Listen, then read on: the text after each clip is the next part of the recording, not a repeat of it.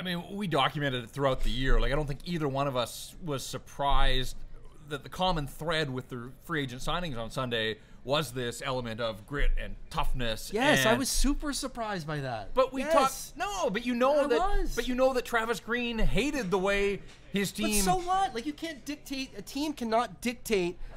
An executive branch of any NHL team, any sports team, can't dictate their decisions based on what the coach wants.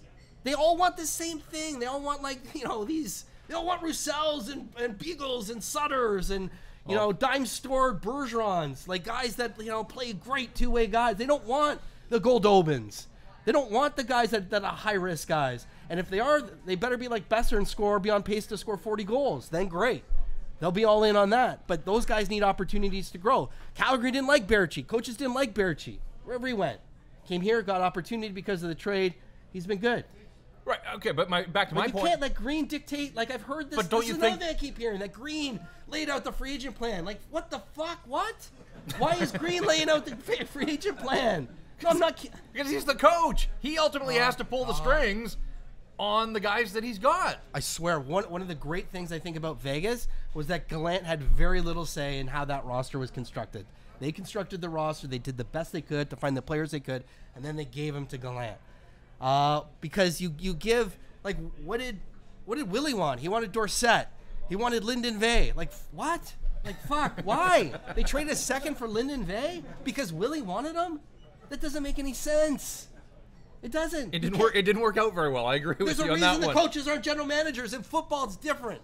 Right? Belichick becomes general manager. He's running the team. He can pick all the players fucking great. It doesn't happen in hockey. Who are the coaches that are general managers in hockey? Why aren't they all becoming general managers? Then why did the Canucks wind up doing what they did on Sunday? I don't know! I don't have an answer to that. You got to live with it for 4 years now. Believe me. You've got 4 years. You've got 4 years to figure that out. That's your challenge. I don't know. I look at like how their free agent years or how their off seasons went. 2016, they went for the big names. They gunned for Eriksson. They went all in on Goodbranson. Didn't work out, so 2017 they tried to fix the offense by finding this periphery offensive guys, and it was like this year, like it's like they have tunnel vision. Like this year we have to get grinders and PK guys, and that's all they were focused on. Like why not say, to declare, like let's give you a chance. And I thought the most revealing exchange on Sunday with Benny was when JD asked Jim, he said, like, look, there's a lot of guys who are restricted free agents. They were in the 25, 26-year-old range. And this is an aside from me. These are the perfect type of guys that could go Vegas on you. The type of guys that you bet on now that have shown flashes but haven't been used right, deployed right on the teams they're on.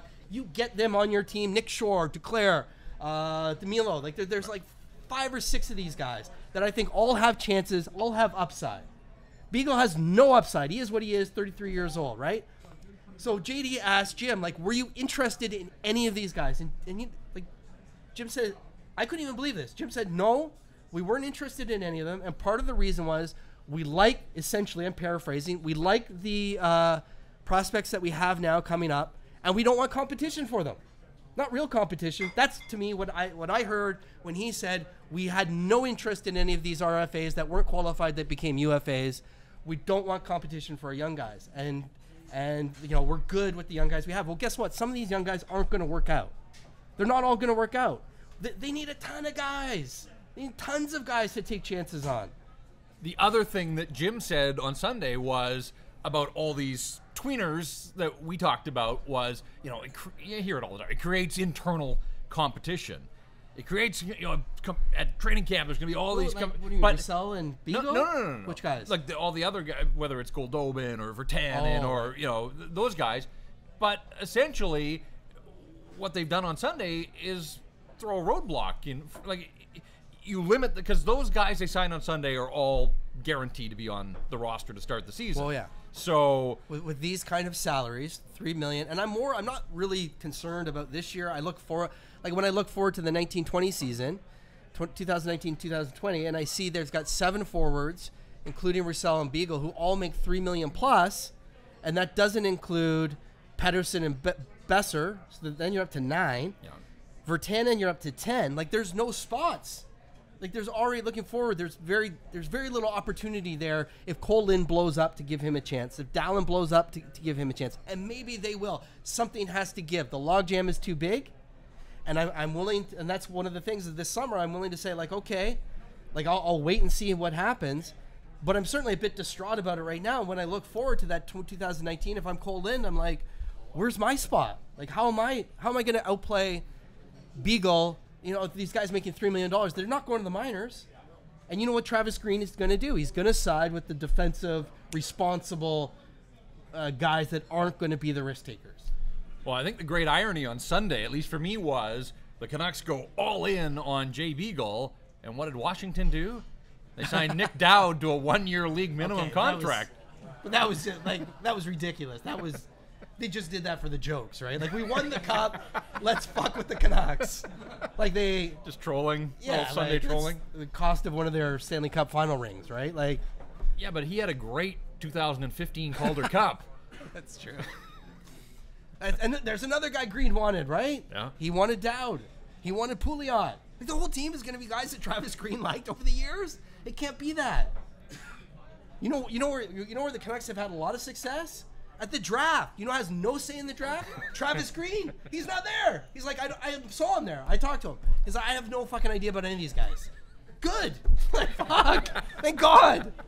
You know what I mean? Like, Take the summer off. Just Come stay back away. for training camp. Yes, that's what coaches should do. They should. I would if I were suggested if I were advising a team or an executive, I'd be like, don't listen to your coach. They are going to side with the grinders. They are going to side with the safe, defensive, two-way guys. The league is changing. You need a different style. Obviously, they didn't sign any of these guys a year ago, right? It was all guys with offensive flair, offensive. Right. That's the way they went. All of a sudden, Green shows up. It's a totally different road that they're on. You are not wrong. I can't tell you you're wrong, but that's a different show and a different segment, I think, isn't it? No, but are you not worked up about this? Like, No, I hear you on the radio saying, like, this is what Green wanted and this is his plan. And it's summer. I'm on holidays now. I'm on a flight to Europe a week from now. No, I'm not All right. worked up. Like, I'll leave that behind. I'll leave that to you.